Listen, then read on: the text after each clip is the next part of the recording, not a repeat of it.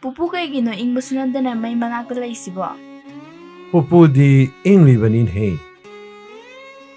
Hojik say, Thai di ingbada kari hairuni. Hojik di yamna kanna ingba haibada suoidredo. Adu oirabasu, Pupudi ningtham khara chali haiduna. May manaksida layribanin he.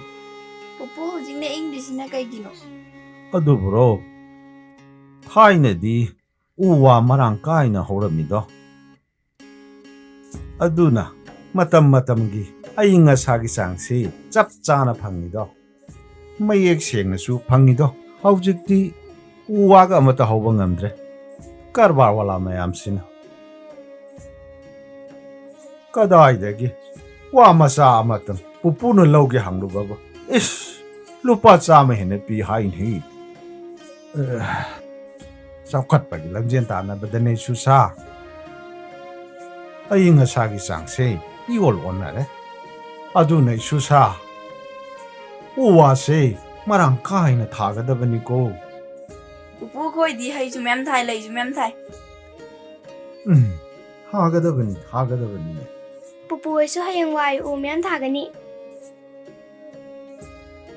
isugi di pupuna su u makhal atang ba isugi pidoine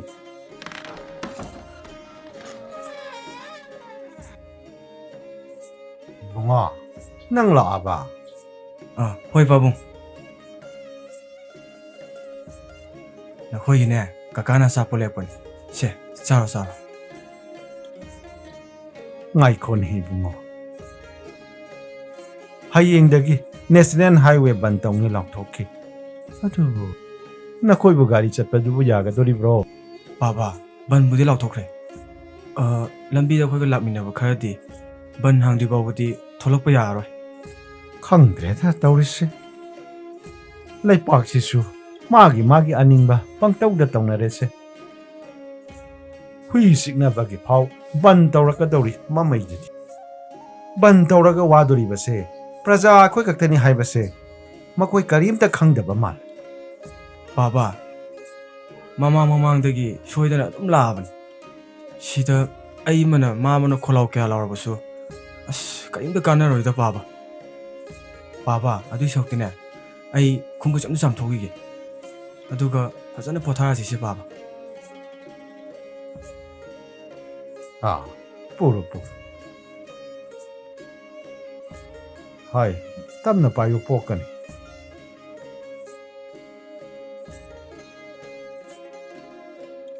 Pupu, ngarangi wari makhadu libiro. lithoke isu singi wali liga se na khoi loina baktaro ko kunja malagi mama atombido magi nupaduna langphai hek sakhibadagi kunja malabu watpa nei ba haurakne do thabak pumbane mangonda loina ba hek tawali kitang soibadane phubi baga chaibe baga hek ta taw matam khara leiragadi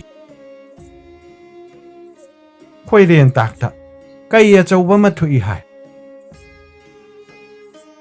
pata kumduna long khonduna insang na pi thiba chatpi nu haidana sagon paula edo mama phatta biduna pawdo loina ba takhedo kunja malasi khoiren takta thadu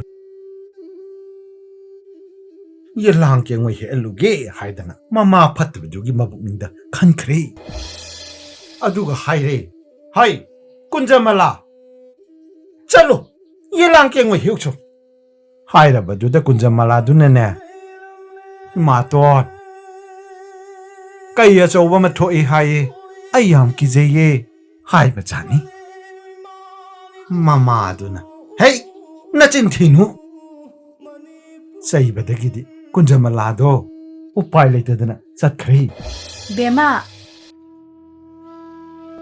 Abema, nangbu tumningdribo. La otumo resident.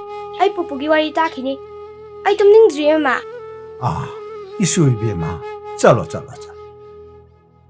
hayeng amune popuna libirage chalo mama ka chalo ꯂꯥꯛꯑꯣꯁꯦ ꯍꯌꯦꯡꯃꯨꯛ ꯇꯥꯔꯣꯕ ꯉꯁꯤꯒꯤꯗꯤ ꯊꯦꯡꯉꯦ ꯑꯉꯥꯡꯁꯤꯡ ꯅꯣꯏꯗꯤ ꯍꯟꯈꯤꯔꯣꯏꯗ꯭ꯔꯣ ꯍꯜꯂꯗꯣꯏꯅꯦ ꯏꯅꯝꯃ ꯏꯅꯝꯃꯒ ꯄꯨꯟꯅ ꯍꯟꯈ꯭ꯔꯁꯤꯗꯅ ꯍꯣꯏ ꯏꯅꯝꯃ ꯆꯠꯂꯁꯤ ꯂꯥꯛꯑꯣ ꯆꯠꯂꯣ ꯆꯠꯂꯣ ꯀꯌꯥꯗ ꯅꯨꯡꯁꯤꯔꯤꯕꯅꯣꯅꯦ ꯏꯁꯨ ꯃꯆꯥꯁꯤꯡꯁꯤꯕꯣ ꯍꯥꯏ ꯁꯤꯡꯂꯦꯝꯕ ꯂꯣꯏꯗ꯭ꯔꯤꯕ꯭ꯔꯅꯦ ꯏꯕꯨꯡꯉꯣ ꯅꯪꯕꯣ ꯐꯔꯦ ꯐꯔꯦ ꯂꯥꯛꯑꯣ ꯂꯥꯛꯑꯣ ꯂꯥꯛꯑꯣ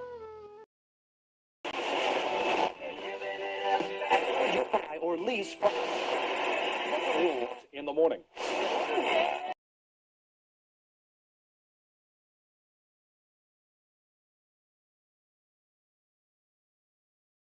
ꯕꯥꯕꯥ ꯑꯩ ꯂꯣꯏꯔꯦ ꯄꯣꯊꯥꯕꯤꯎꯔꯣ ꯐꯔꯦ ꯐꯔꯦ ꯐꯔꯦ ꯊꯣꯡꯁꯤꯡ ꯑꯗꯨꯗꯤ ꯂꯣꯜꯂꯝꯃꯕꯣ ꯅꯪꯕꯣ ꯁꯪꯒꯣꯜꯗꯨꯗꯤ ꯏꯄꯥꯅ ꯂꯣꯜꯂꯝꯃꯕꯅꯤ ꯑꯁ ꯑꯩꯈꯣꯏ ꯄꯥꯕꯁꯤꯃ ꯊꯣꯡ ꯄꯥꯅ ꯄꯥꯅꯗꯅ ꯑꯗꯨꯝ ꯂꯩ ꯍꯩ ꯄꯥꯅꯗꯕ ꯌꯥꯗꯕꯅꯤꯅꯦ ꯍꯧꯖꯤꯛ ꯃꯇꯝꯁꯤꯗ ꯃꯤ ꯐꯠꯇꯕ ꯌꯥꯝ ꯂꯩꯔꯤꯕꯁꯤꯗꯤ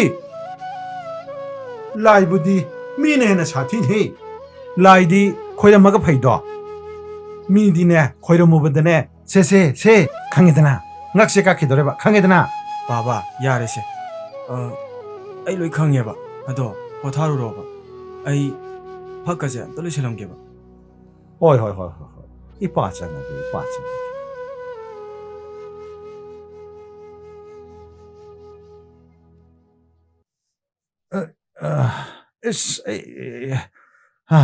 이빠 생해 ꯍꯣꯏ ꯕꯥꯕꯥ ꯅꯪꯁꯨ ꯂꯥꯛꯑꯣꯀꯣ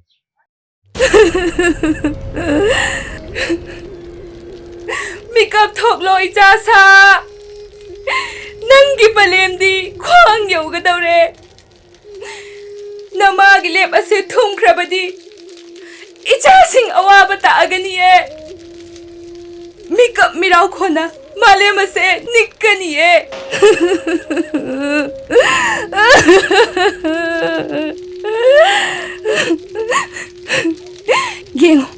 ꯌꯦꯡꯉꯨ ꯃꯣꯡꯐꯝꯅ ꯏꯀꯣꯏꯒꯗꯧꯔꯦ ꯄꯨꯝꯅꯃꯛ ꯑꯁꯦ ꯈꯪꯅ ꯎꯅ ꯅꯄꯥꯡꯒꯜ ꯅꯊꯧꯅꯥ ꯐꯨꯗꯣꯛꯇ꯭ꯔꯤꯕ ꯀꯔꯤꯒꯤꯅꯣ ꯃꯤꯇꯣꯞꯀꯤ ꯅꯝꯊꯥꯛꯅ ꯅꯊꯧꯅꯥ ꯄꯨꯝꯅꯃꯛ ꯐꯥꯖꯤꯜꯂꯕꯁꯨ ꯅꯃꯥ ꯑꯩꯅ ꯍꯧꯗꯣꯛꯂꯤꯕꯁꯤꯅꯤ ꯂꯥꯛꯑꯣ ꯅꯔꯝꯗꯝꯕꯨ ꯀꯜꯂꯔꯣ ꯂꯥꯛꯑꯣ ꯅꯔꯝꯗꯝꯒꯤ ꯉꯝꯈꯩ ꯑꯁꯦ ꯉꯥꯛꯂꯔꯣ ꯅꯠꯇ꯭ꯔꯕꯗꯤ ꯅꯆꯦ ꯅꯆꯜ ꯃꯌꯥꯝ ꯑꯁꯦ ꯑꯃꯨꯕ ꯆꯟꯗꯣꯟꯅ ꯂꯩꯇꯦꯡꯂꯒꯅꯤ ꯂꯨꯈ꯭ꯔꯥꯕꯤꯒꯤ ꯂꯩꯕꯥꯛ ꯍꯥꯏꯕꯗꯣ ꯑꯣꯏꯔꯒꯅꯤ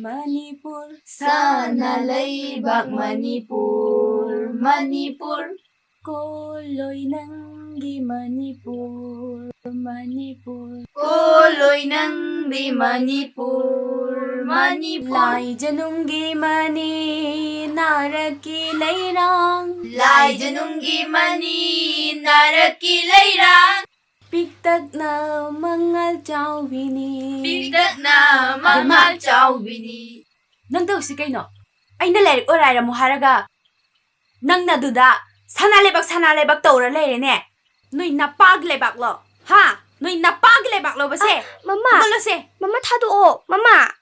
이나마, kaino angang do may haibiri do ba? Tabo do nung idea. Ibima sana re Nang nadi taibang pangi taungnari ba chat naron chat mayam se Amat ta udrabani na ne kangamaroy Ichang no pise Larik ngay hak orayo hay doon tama mani Nang naduda chakpu kama machasilaga Angang singsida ni sakay ba do Ay gisada din eh haubirak ka no Bema, chaslaw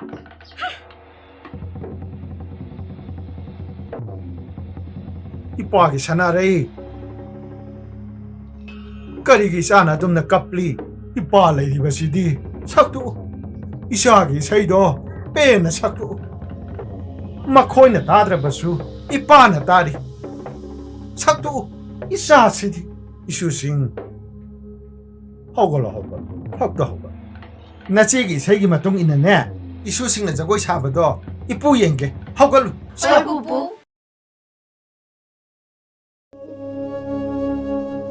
ꯀꯪꯂꯩꯁꯅꯥ ꯄꯨꯡꯃꯌꯣꯟ ꯂꯥꯏꯅ ꯊꯥꯕ ꯂꯝꯗꯝꯅꯤ ꯀꯪꯂꯩꯁꯅꯥ ꯄꯨꯡꯃꯌꯣꯜꯅꯤ ꯂꯥꯏꯅꯗ ꯊꯥꯕꯗꯤ ꯂꯝꯗꯝꯅꯤ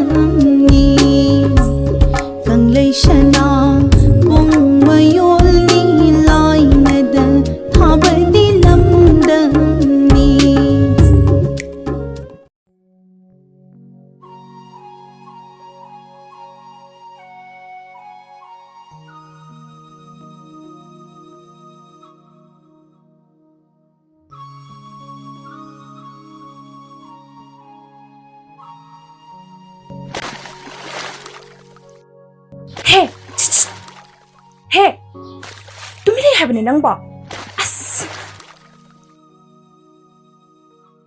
ꯆꯤꯡꯂꯦꯝꯕ ꯈꯪꯉꯤꯍꯦ ꯀꯩ ꯅꯨꯄꯤꯅꯣ ꯅꯪꯕꯣ ꯉꯥꯎꯕ꯭ꯔꯣ ꯀꯩꯅꯣ ꯏꯁ ꯉꯥꯎꯕ꯭ꯔꯣ ꯀꯥꯏꯅ ꯃꯤ ꯈꯣꯏ ꯆꯣꯞꯄꯤꯁꯦ ꯅꯃꯤꯠꯇ ꯎꯗ꯭ꯔꯣ ꯉꯥ ꯊꯨꯔꯝꯗꯥꯏꯁꯤꯗ ꯅꯪꯅ ꯏꯁꯤꯡꯗꯣ ꯂꯦꯡꯉꯕꯅꯤꯅ ꯉꯥꯗꯣ ꯂꯣꯏ ꯆꯦꯟꯈ꯭ꯔꯦ ꯆꯠꯂꯣ ꯍꯣꯏ ꯅꯆꯤꯟ ꯃꯆꯥꯗꯨꯒ ꯍꯥꯏꯗꯣꯛꯏ ꯋꯥꯗꯣ ꯄꯛꯆꯗꯦꯅꯦ ꯅꯨꯄꯤ ꯃꯣꯏꯕꯒꯤ ꯀꯦꯃꯧꯗꯅ ꯂꯩꯒꯦ ꯍꯥꯏꯗ꯭ꯔꯒ ꯁꯥꯈ꯭ꯔꯕ ꯅꯨꯡꯁꯥꯁꯤꯗ ꯈꯣꯏꯒ ꯆꯣꯞꯇꯅ ꯍꯣꯏ ꯂꯧꯕꯤ ꯃꯁꯛꯁꯤꯒ ꯃꯁꯤ ꯃꯤꯒꯤ ꯑꯃꯨꯛ ꯃꯁꯤ ꯀꯜꯂꯛꯀꯅꯨꯀꯣ ꯈꯣꯏꯖꯩꯅ ꯀꯟꯕꯁꯦ ꯗꯥꯎ ꯌꯥꯗꯦ ꯍꯥꯏꯅꯕꯅꯦ ꯑꯗꯣ ꯅꯨꯄꯤ ꯐꯪꯗꯦꯁꯨ ꯍꯥꯏꯅꯕꯅꯦ ꯑꯁ ꯑꯗꯣ ꯑꯩ ꯌꯥꯝ ꯀꯤꯖꯩꯀꯣ ꯃꯁꯥꯁꯤꯒ ꯅꯨꯄꯤ ꯐꯪꯉꯣꯏꯅ ꯁꯨꯋꯥꯔꯤ ꯃꯥꯜꯂꯤ ꯅꯪꯒꯤꯗꯤ ꯀꯩꯗꯧꯕꯒꯤ ꯅꯨꯄꯤ ꯊꯤꯗꯣꯏꯕ ꯌꯥꯝ ꯅꯛꯅ ꯑꯩ ꯂꯩꯁꯤꯗꯤ ꯀꯔꯤꯕ ꯑꯁ ꯅꯪ ꯂꯩꯌꯦꯕ ꯑꯁ ꯑꯩꯗ ꯁꯤꯖꯅꯤꯡꯉꯦꯗꯀꯣ ꯍꯣꯏ ꯕꯦꯝꯃ ꯅꯪ ꯂꯧꯗꯣꯏ ꯁꯔꯨꯛꯅꯦ ꯄꯨꯟꯁꯤꯁꯦ ꯆꯨꯛ ꯁꯥꯔꯒ ꯂꯩꯖꯔꯒꯦ ꯈꯪꯉꯕ ꯍꯥꯄꯨ ꯏꯆꯨ ꯆꯨꯔꯗꯅ ꯍꯣꯏ ꯍꯥꯄꯨ ꯆꯨꯕꯤ ꯃꯁꯛꯁꯤꯒ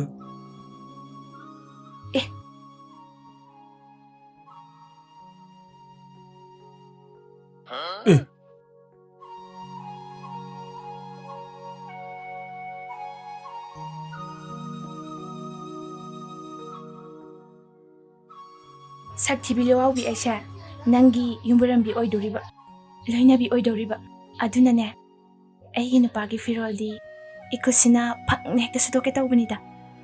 ꯁꯣꯔꯣ ꯅꯈꯨꯠꯇꯣ ꯄꯣꯞꯄ ꯃꯈꯩ ꯁꯣꯔꯣ.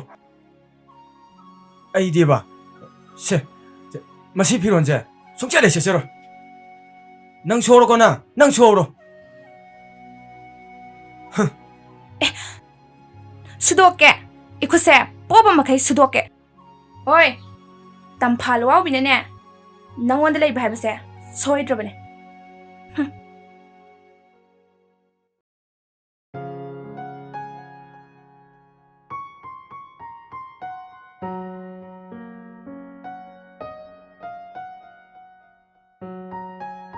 사나래, 빠바디. ꯂꯩꯀꯥꯏ ꯃꯔꯨꯞꯀꯤ ꯋꯥ ꯈꯔ ꯈꯟꯅꯅꯤ ꯍꯥꯏꯗꯨꯅ ꯃꯥꯃꯤꯇꯣꯅ ꯀꯧꯗꯨꯅ ꯆꯠꯈꯤꯕꯅꯦ. ꯇꯥꯆꯧ, ꯐꯤ ꯁꯨꯕ ꯂꯣꯏꯔꯕꯣ? ꯌꯥꯝ ꯊꯨꯅ ꯍꯜꯂꯛꯏꯅ. ꯀꯩꯗꯧꯔꯒꯦ? ꯊꯨꯔꯛꯇ꯭ꯔꯕꯣ ꯇꯥꯆꯧ? 수럭들에. 미 이만하네. 비론도 로이 라호래. 마 소홍네나. ꯈꯣꯏꯗꯧ ꯁꯥꯎꯒꯠꯇꯅꯅꯦ ꯅꯪ ꯂꯣꯏ ꯂꯧꯔ ꯄꯤꯔꯝꯃꯝ ꯅꯠꯇꯦ ꯅꯪꯕꯨ ꯇꯥꯆꯧꯒꯤ ꯐꯃꯨꯡ ꯑꯗꯨ ꯂꯣꯏꯁꯤꯟꯈ꯭ꯔꯕꯣ ꯂꯣꯏꯁꯤꯟꯈ꯭ꯔꯕꯅꯦ ꯇꯥꯆꯧ